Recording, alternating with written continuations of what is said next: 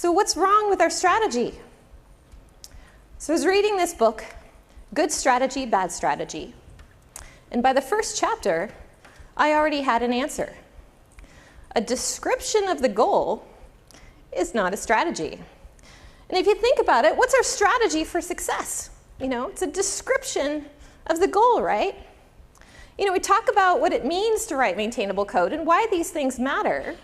But what we don't talk about is how the hell we're actually supposed to pull this off in the context of a business. So the problem is we don't really have a strategy for solving these problems, and we really need one. So Rumelt says, a good strategy is a specific and coherent response to an approach for overcoming the obstacles to progress. So what are these obstacles that we need to overcome? And I think the number one obstacle that we need to solve is this communication breakdown between the management world and the engineering world. Where on one side, we've got visibility and no control. And on the other side, we've got control and no visibility. So what happens when we've got communication breakdown? Well, if we look at this from a systems perspective, let's imagine our organization for a minute was a robot.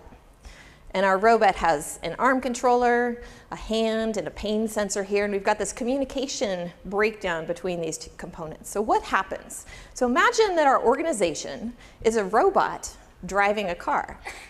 And planning is like aiming the car.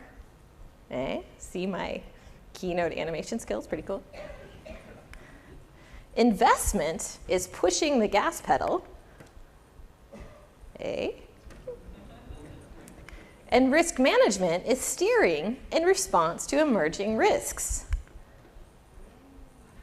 And this is where we really fail, right? When these problems come up, we're not responding to that pain sensor, and so we just run the project into the wall. And our reality is more like an agile barge.